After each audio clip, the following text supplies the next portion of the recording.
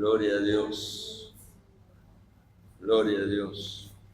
Regálame esta mañana tu atención.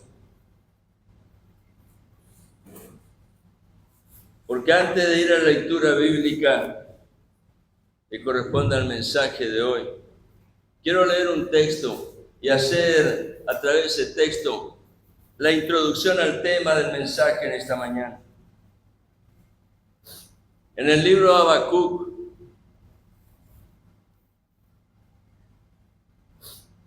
en el capítulo 2, versículo 1, creo que todos saben de qué se trata porque estaba allí. Los que vieron al menos la invitación en el flyer, estaba incluido este texto. Les quiero leer el texto de Habacuc 1 en dos versiones. Primero en la versión NBI. Y dice así el profeta: me mantendré en mi guardia, me ubicaré sobre la muralla. Estaré pendiente de lo que me diga, de su respuesta a mi queja. Siempre hablamos de ser agradecidos, pero en este caso el profeta tenía una cuestión que afligía su alma y representaba ante la presencia del trono del Dios vivo una queja, una demanda de entender, de conocer. El mismo texto, la versión nueva, traducción viviente, dice: subiré a mi torre de vigilancia y montaré guardia. Allí esperaré hasta ver qué dice el Señor y cómo responderá mi queja. Sin lugar a duda que el profeta Habacuc tenía una queja.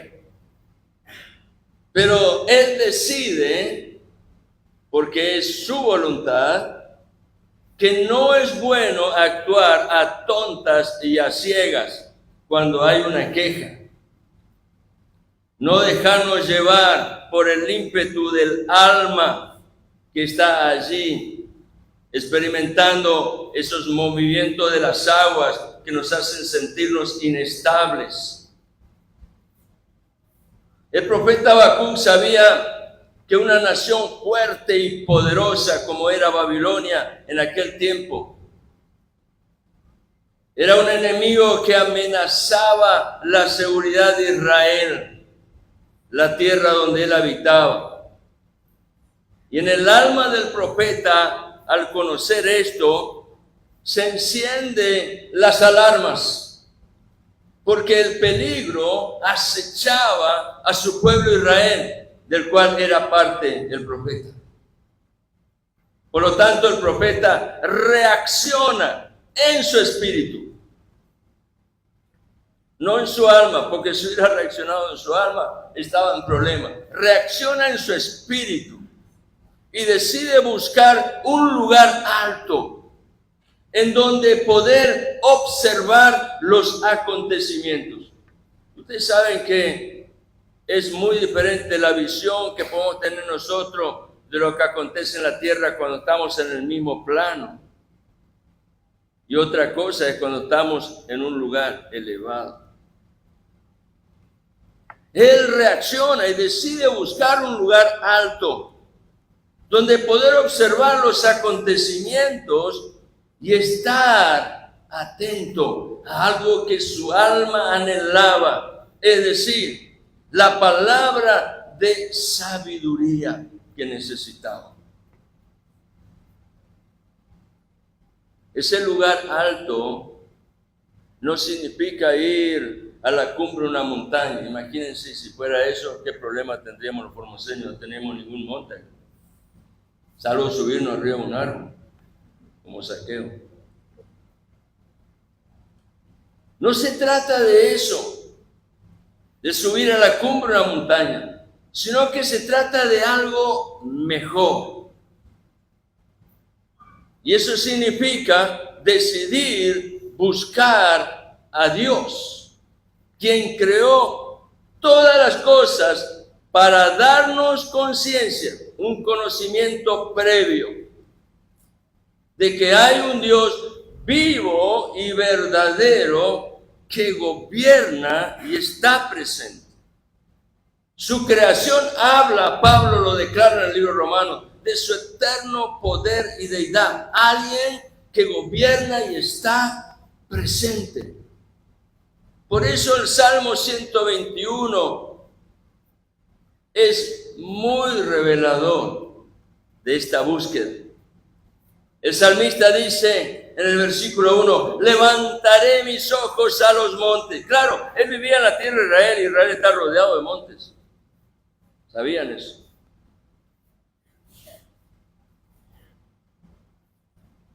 Así que para él era algo normal. Cada vez que se levantaba, abría sus ojos, sabía que él podía visualizar los montes. Israel es una tierra muy angosta y hay dos cordilleras que corren a los bordes. Y el salmista dice, levantaré mis ojos a los montes. Y se pregunta, ¿de dónde vendrá mi socorro? Significa que estaba en aflicción.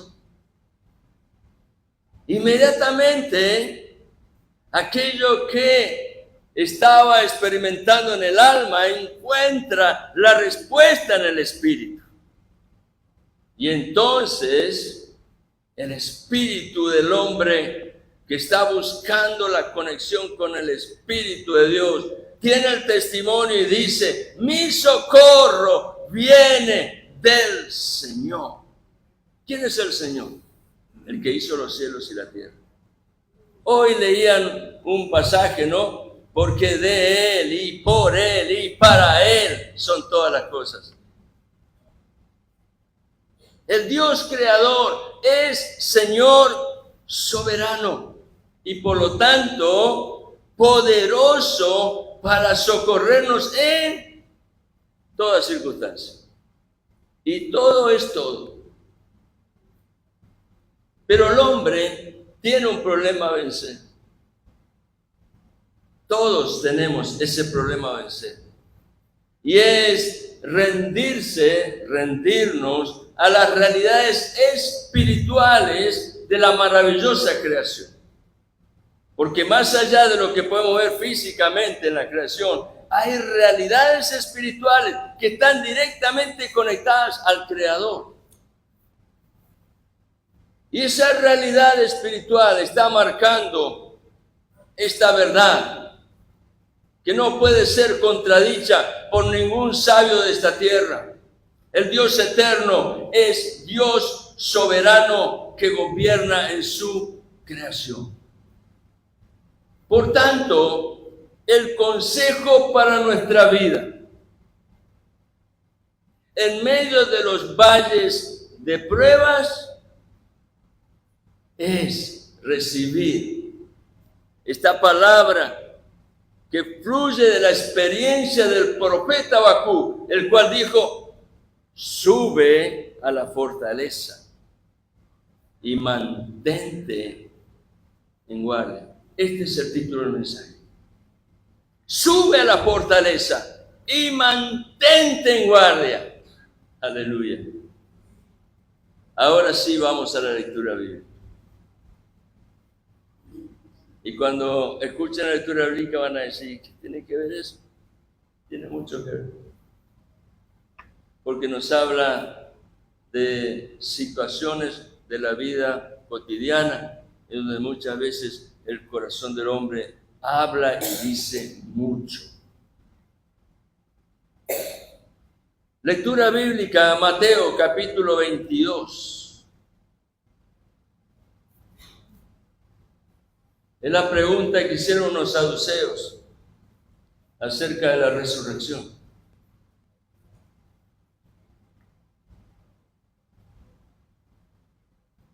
Y sepamos que este relato que vamos a leer ahora en Mateo capítulo 22, versículo 23 al 33, sucedió junto a otros eventos.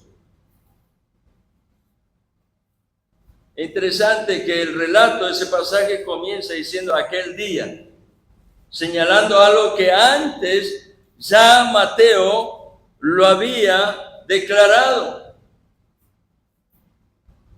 Hay una serie de eventos que ocurrieron junto a esto que vamos a leer.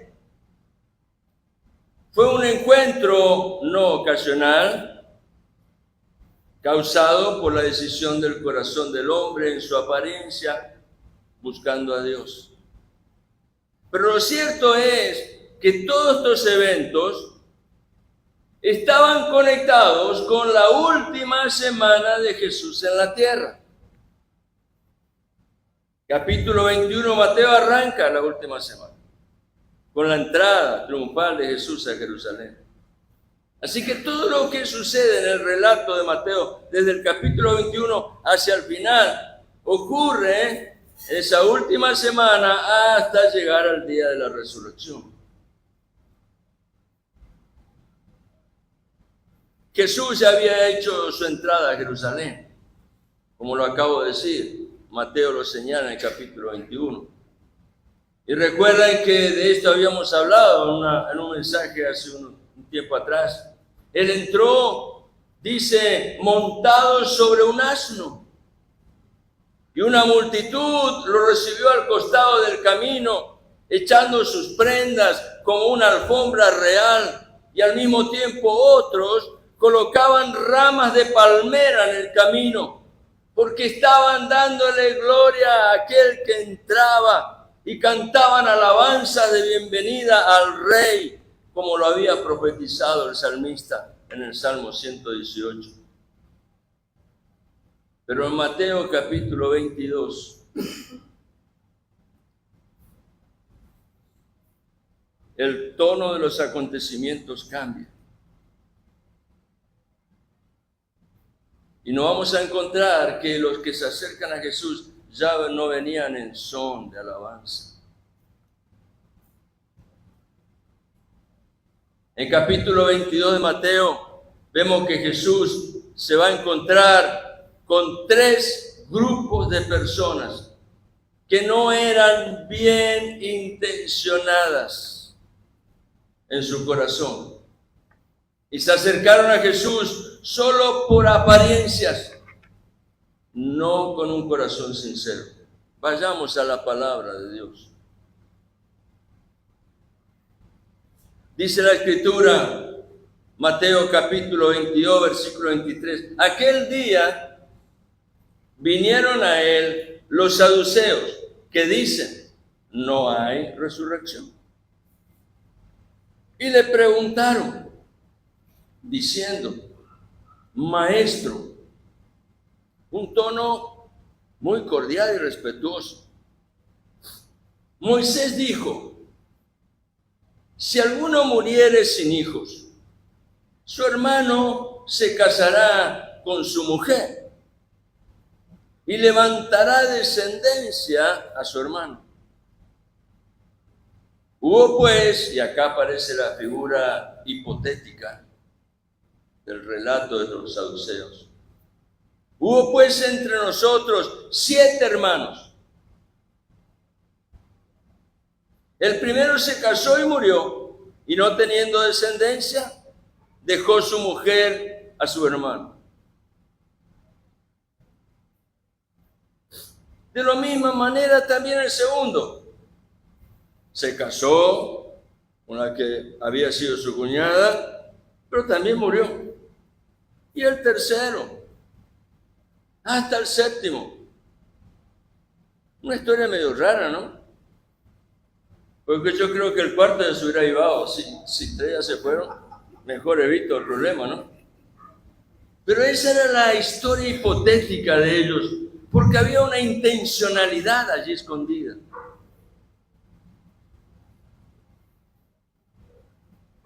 Y después de todos, dice el versículo 27, hasta el séptimo, después de todo, murió también la mujer.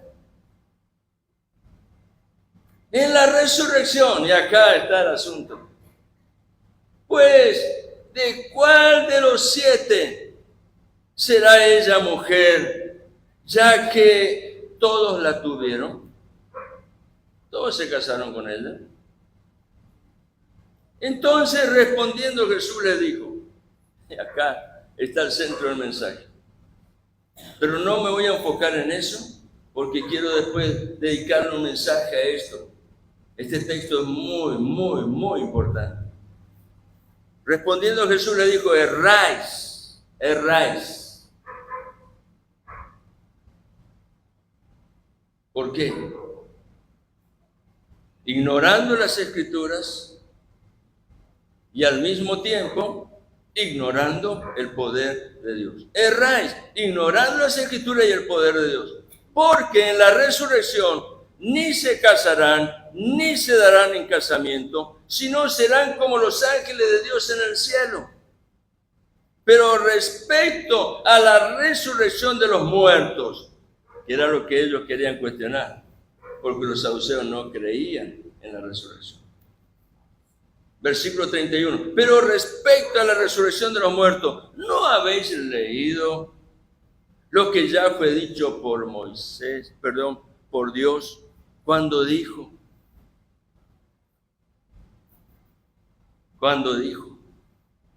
yo soy el Dios de Abraham, el Dios de Isaac y el Dios de Jacob? Y entonces Jesús concluye, Dios no es Dios de muertos, sino de vivos. Oyendo esto, la gente se admiraba de su doctrina. Ahora, déjeme señalarle algo. Antes de ese momento donde Jesús se encuentra con los saduceos, él tuvo, por eso dice allí la Escritura, aquel día, un momento antes, unas horas antes, dentro del mismo día, Jesús tuvo un momento tenso con otro grupito de buenos muchachos, que se identificaban como fariseos uno y herodianos otro.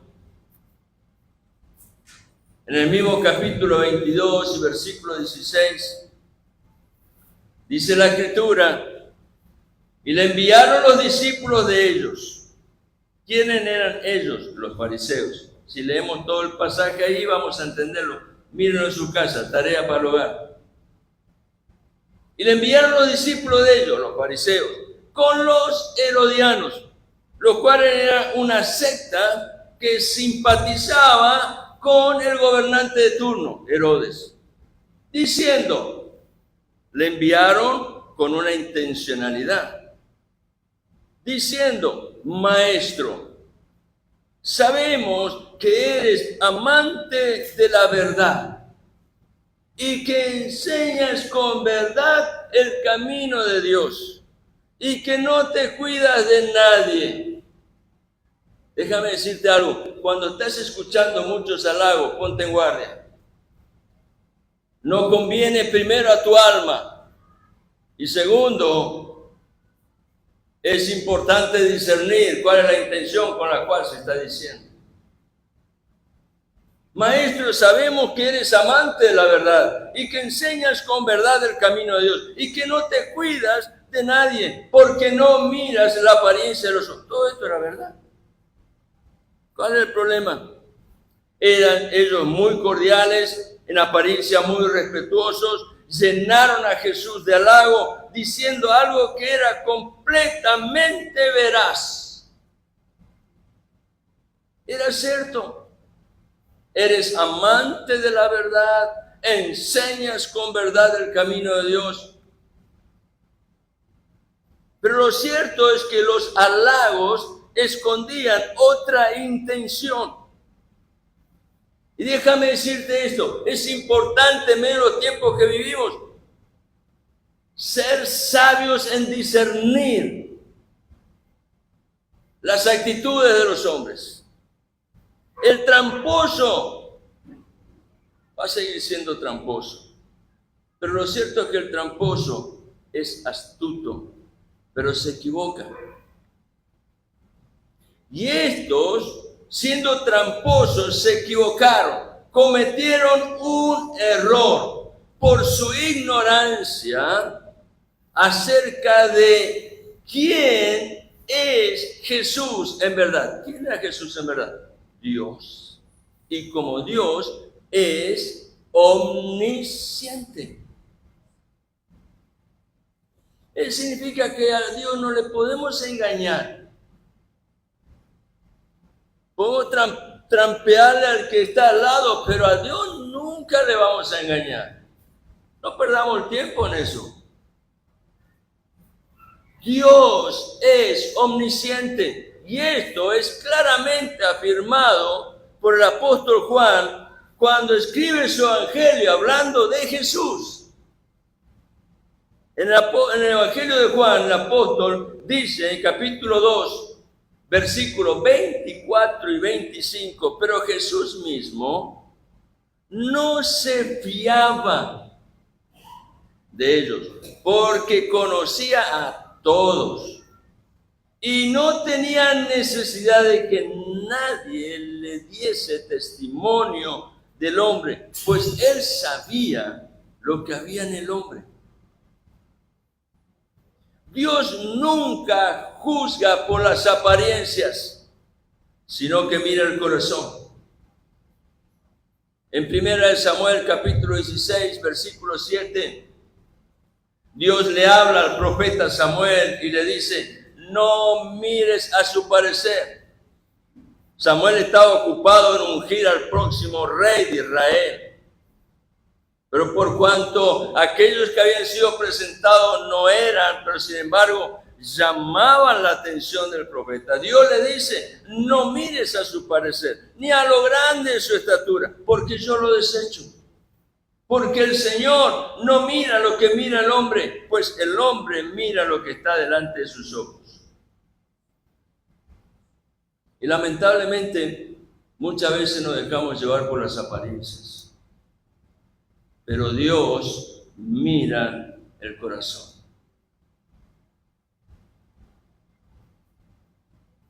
Aquellos fariseos y herodianos creían ser muy astutos al acercarse a Jesús con halagos. Pero las Escrituras declaran que Dios a los astutos los prende, los agarra en su propia astucia. En el libro de Proverbios, en el libro de Job, capítulo 5 y versículo 13, dice la palabra, que prende a los sabios en la astucia de ellos y frustra los designios de los perversos.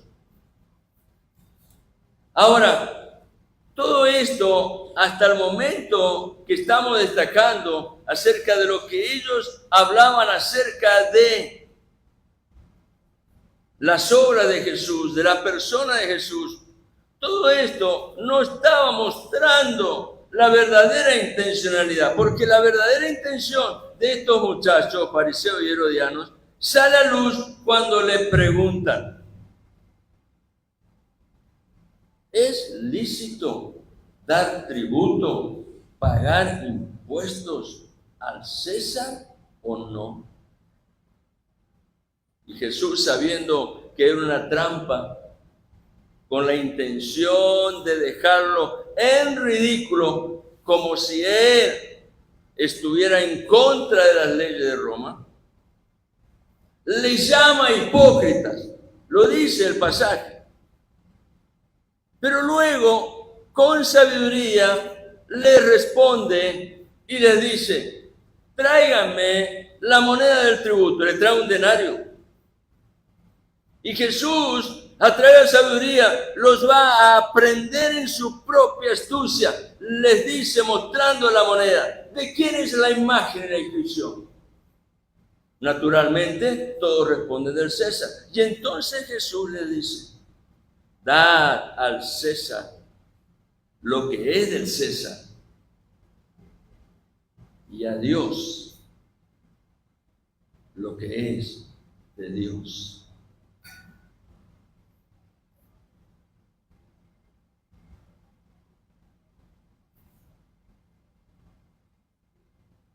Eso ya marca la pauta del nivel espiritual de aquellos que le rodeaban al Señor durante su ministerio. Pero volvamos al encuentro en ese mismo día que vinieron los fariseos y herodianos, al encuentro de Jesús con los saduceos, quienes no creían en la resurrección. Y tengamos siempre presente que en este capítulo 22 aparecen tres grupos. Unos son los fariseos, otros son los herodianos y otros son los saduceos, que aunque en apariencia decían estar cerca de algún Dios, sin embargo, los tres tenían un punto en común. Los tres rechazaban a Jesús, quien había venido en nombre del verdadero Dios. Cada uno de ellos, fariseo, herodiano y saduceo, tenían su propia doctrina, como quizás la tengamos algunos de nosotros aquí. Su propia doctrina. ¿Quién te va a impedir tener tu propia doctrina? Tienes la libertad del albedrío, tienes el libre pensamiento, tienes la posibilidad de decidir. Cada uno de estos tres grupos tenían su propia doctrina, la cual era muy diferente entre sí, pero en esta ocasión se unieron en contra de Jesús. Y acá estoy yendo al asunto del mensaje. Porque sin que nos demos cuenta, muchas veces nos rodeamos de personas que tienen un pensamiento totalmente diferente a lo que tú crees. Sin embargo, a causa de el espíritu con el cual se generan esas relaciones, somos confundidos y engañados. La oposición en el ámbito del espíritu no siempre es literal. Nadie te va a venir a decir, yo vengo en contra de tu idea, de lo que vos predicás, de lo que vos decís. Nadie te va a decir eso. La oposición no siempre es literal, sino que en ocasiones y de una manera muy sutil es casi imperceptible, no se nota. Muchas veces la oposición se plantea en el campo de los dogmas humanos, lo que yo creo. El dogma es una verdad que yo la he asumido como la única posible y finalmente termino cayendo en el grave error de que yo tengo toda la verdad. La oposición se plantea en ese campo, en el campo de los dogmas humanos, en el campo de los pensamientos. Es una contienda entre credos. Es una contienda entre el dogma de los hombres y la verdadera revelación divina. No hay afinidad allí. Van por caminos muy separados. Por ejemplo, los saduceos en sus dogmas solo aceptaban los 5 primeros libros, conocidos como la Torá, la ley de Moisés o también el Pentateuco. ¿Y qué de los otros? Pero para ellos eso era importante.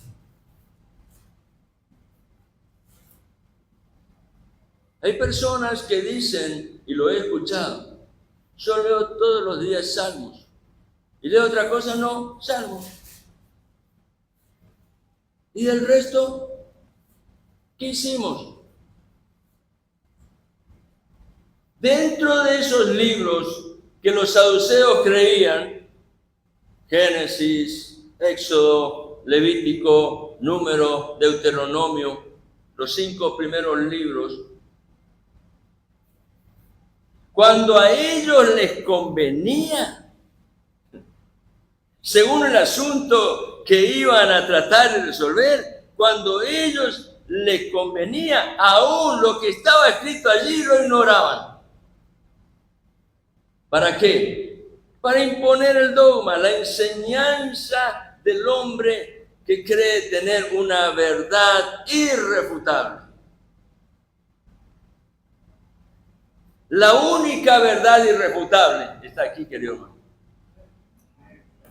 Diga lo que diga la ciencia y la nueva teología, esta es una verdad irrefutable. Y un día, sinceramente, vamos a tener que dar cuenta de qué hicimos con este libro, sinceramente.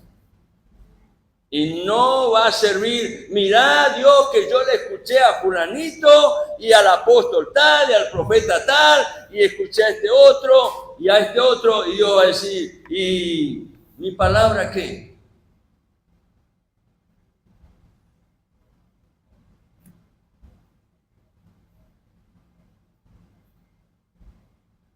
Por eso cuando los saduceos se acercan a Jesús, le plantean, a partir del rechazo que ellos en su doctrina manifestaban acerca de la verdad de Dios sobre la resurrección, ellos le preguntan a Jesús, ellos rechazaban la verdad de Dios acerca de la resurrección. Para el saduceo, la vida termina en la muerte, punto. Después no hay más nada.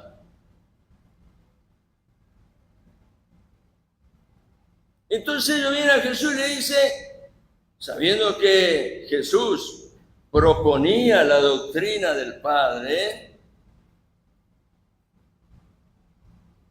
le hablan acerca de cómo se resuelve un problema dentro de la resurrección a causa de algo que en el ámbito de los hombres era una norma aceptada y practicada. ¿Cuál era esa norma? El levirato.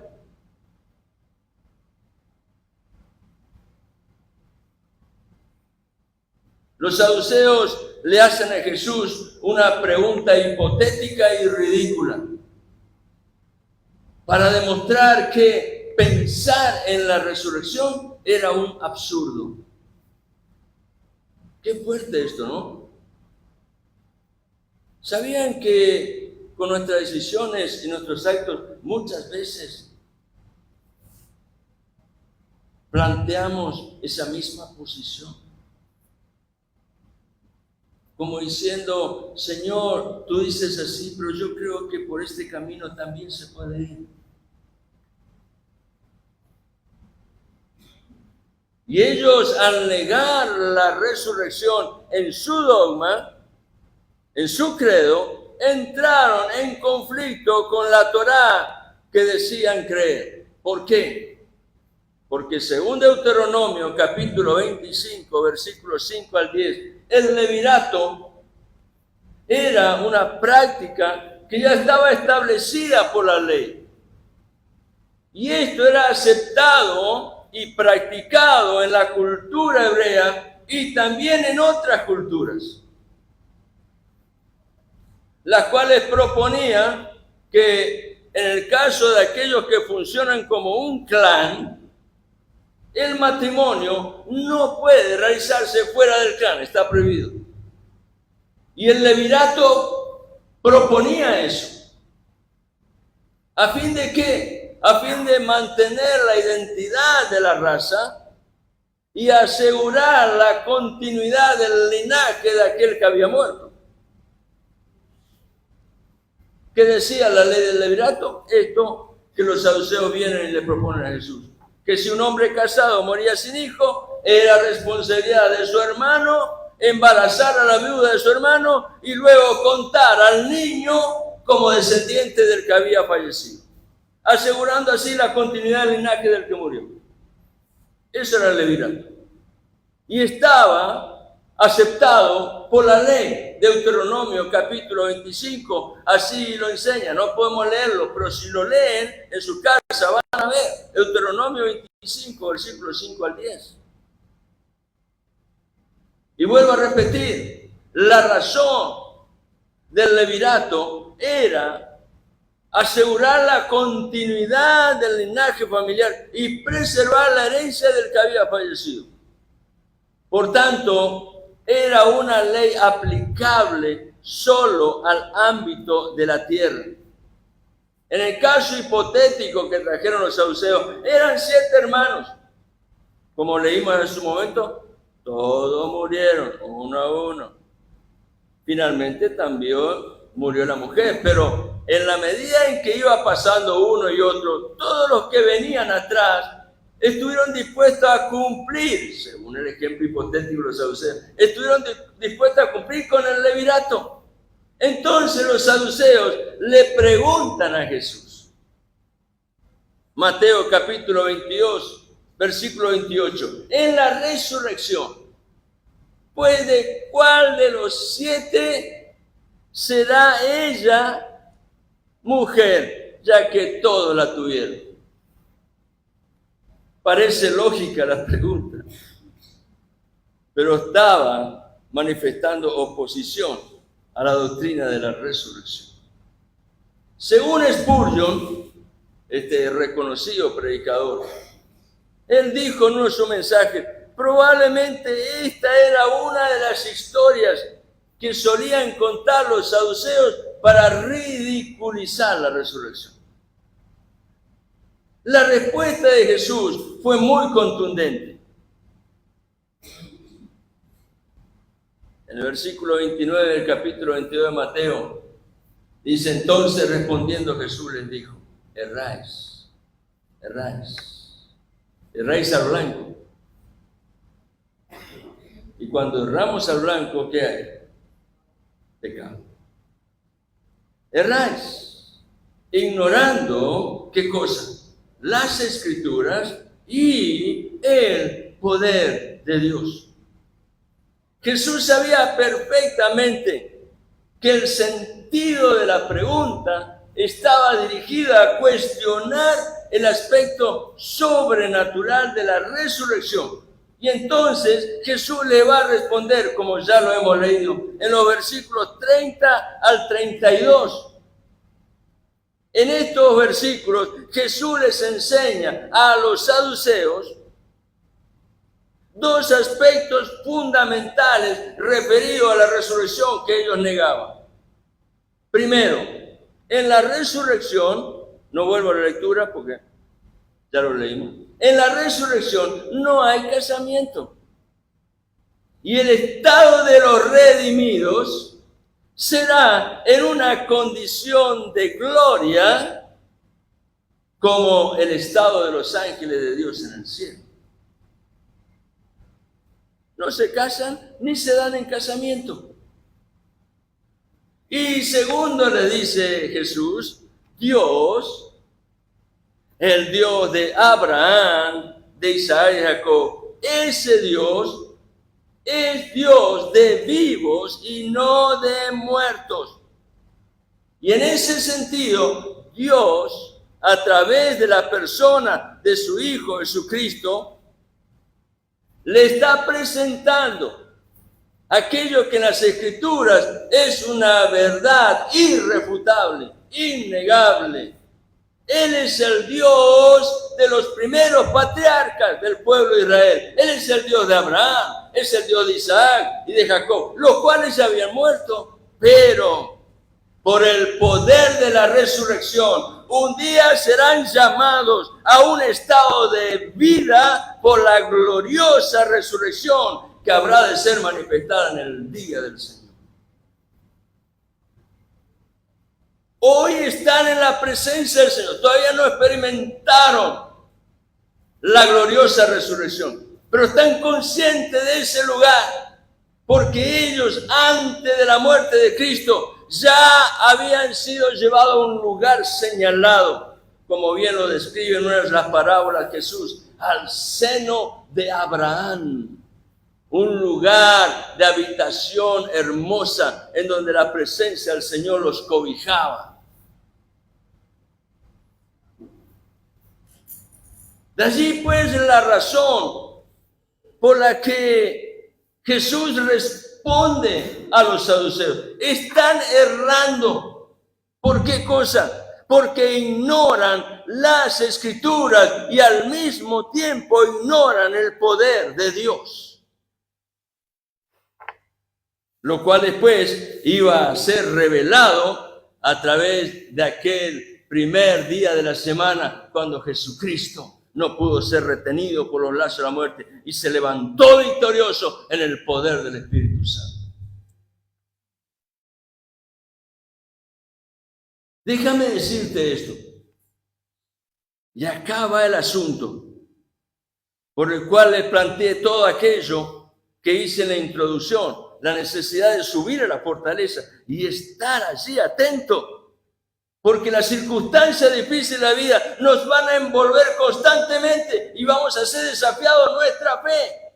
Necesitamos estar bien parados y saber esto, que cada vez que nos alejamos de la verdad de Dios o aceptamos solo parcialmente la verdad de Dios, corremos el grave peligro de caer en el mismo error que cayeron los fariseos, los herodianos y los saduceos.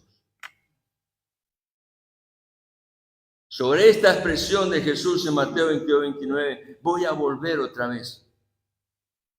Pero creo conveniente decir que es bueno sacar una enseñanza para nosotros hoy. Y acá vamos a la conclusión.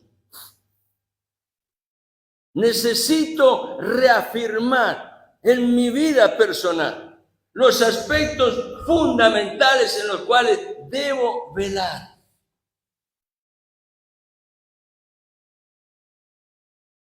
Necesito permanecer firme en aquello que es la fortaleza para mi vida. ¿Cuál es la fortaleza para mi vida? Cuidar mi relación con Dios. ¿Cómo se cuida la relación con Dios? A través de un corazón rendido al testimonio de la verdad revelada. Debo saber, por tanto, el enorme e irreemplazable valor de las Escrituras, de la palabra de Dios, para acercarme a Dios con confianza. Segundo, en este mismo sentido, tener cuidado de mí mismo. Hay una frase por ahí, un texto que Pablo habla a Timoteo, ¿no? Ten cuidado de ti mismo y de la doctrina. Tener cuidado de mí mismo. ¿Qué es tener cuidado de mí mismo? La inclinación que existe en mi vida interior a ser guiado por mi propio yo. Yo soy el dueño de mi vida. Yo manejo mi vida. Yo hago lo que creo mejor. ¿Cuántas veces lo hemos hecho? Necesito tener cuidado de mí mismo y tener cuidado de la doctrina aprendida. Porque esa, conforme a la verdad que ha sido revelada por Dios, es la única fuente autorizada para alimentar, para fortalecer tu fe y bendecirte en el testimonio del propósito de Dios para tu vida y para mi vida. Ahora, tengamos presente esto. Ese ignorar de las Escrituras con el cual Jesús los confronta a aquellos saduceos, no era la ausencia de testimonio de Dios. Ellos tenían las Sagradas Escrituras. No era la ausencia del testimonio de Dios. No ignoraban por eso. Nunca escucharon la palabra mentira. Aún la creación misma habla de su eterno poder y deidad. Ellos tenían las Sagradas Escrituras, el Antiguo Testamento, del cual Jesús daba constante testimonio. Toda la vida de Jesús fue la expresión de un testimonio personal en donde la verdad revelada en el Antiguo Testamento estaba siendo manifestada en su cumplimiento pleno a través de la vida y la persona de Jesucristo. Por esa misma razón, En otro momento, Jesús les habló a aquellos que se acercaban a él en apariencia, pero en verdad, en el fondo, resistían la verdad de Dios. Jesús, ¿qué les dijo? Evangelio de Juan, capítulo 5, versículo 39. Pasaje muy conocido, muy lindo, ¿no? Porque sacude las estructuras en las cuales muchas veces forjamos nuestro camino. Escudriñad, buscad intensamente, con fervor, con pasión, con compromiso, con renunciamiento de todo lo otro que pueda ser un impedimento. Escudriñad las Escrituras, porque a vosotros, le dice Jesús, os parece que en ellas tenéis la vida eterna, y es verdad. El problema del hombre, ¿cuál es? Que no recibe el testimonio de Dios en las Escrituras acerca de Jesucristo. Por eso Jesús le dice, ellas, las Escrituras en las cuales ustedes dicen, está la vida eterna, ellas son las que dan testimonio de mí, en donde la vida eterna tiene su cumplimiento verdadero. Por lo tanto, para ir cerrando este mensaje, la mejor decisión de cada día es buscar a Dios. Jesucristo lo dijo. Buscad el reino de Dios y su justicia, y todas las demás cosas vendrán por añadidura. Presentarnos a Dios con reverencia, con respeto, ese temor que reconoce a Dios como lo máximo. Reconocer su señorío y saber que Dios es Dios soberano y por tanto tiene derecho sobre mi vida. Y debo estar dispuesto, algo que el domingo pasado señalé de una manera repetitiva, debo estar dispuesto a ser tratado por Dios a través de su palabra, la cual recibo sin quitarle ni agregarle nada. Termino con esto. Cuando no encuentres respuesta, escúchame, porque esto nos pasa a todos. Cuando no encuentres respuesta ante los desafíos de la vida que parecen ser urgentes, no te apresures. Recuerda la importancia, no lo olvides, lo importante que es ir a la presencia de Dios y humillarme ante aquel Dios que está dispuesto en medio de mis necesidades, seguir enseñándome el camino en el cual la provisión de Dios es abundante. Gracia sobre gracia. Dios afirma el corazón del hombre que Él está allí presente. Su promesa dice, no te dejaré ni te desampararé. Debo ir a la presencia de Dios. Debo reconocer que Él es el Señor, porque ese es el lugar de mi fortaleza. Y allí debo aguardar, esperar para recibir lo que el corazón del Padre va a comunicar al corazón del Hijo. Aleluya. Dios te ama de manera muy maravillosa. Nos ama con amor eterno, un amor incondicional, un amor sacrificial que fue revelado a través de la cruz y que hoy está presente en la experiencia de los hijos a través de ese contacto con el trono de la gracia. Es en esa seguridad que el profeta Habacuc pudo declarar una verdad que trasciende todos los tiempos, que trasciende todas las generaciones, y es esta, la cual Pablo la abrazó, Lutero la amó Y cada uno de los hijos de Dios la necesitamos atesorar. ¿Cuál es esa verdad? El justo por la fe vivirá. Aleluya. Tú eres ese justo, no lo dudes. Dios nos llama a avanzar, no retroceder. Las cosas viejas pasaron, he aquí todas son hechas nuevas. Dios nos llama a vencer y no ser vencidos. Amén. Gloria a Dios. Por favor, pongámonos en pie. Yo ya estoy en pie. Acompáñenme. Vamos a alabar y bendecir el nombre del Señor. Vamos a orar a Dios, encomendarle nuestras vidas en sus manos y confiar que en las obras de su justicia permanentemente hay salvación. Dios dijo, buscadme y viviréis. Aleluya.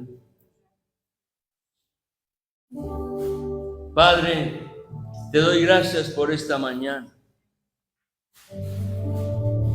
porque tú nos has traído en este día, Padre, a habitar juntos en armonía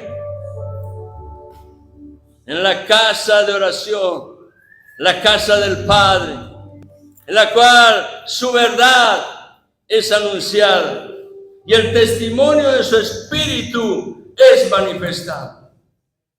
Hoy, Señor, estamos gozosos porque tú nos has regalado esta oportunidad de poder venir y darte el culto que a ti te pertenece. Porque, Señor, tuyo es el reino, tuyo es el poder y tuya la gloria. No podemos hacer otra cosa que, habiendo experimentado la obra de tu amor, estar pronto, listos, dispuestos a darte a ti, Señor, esa ofrenda de adoración.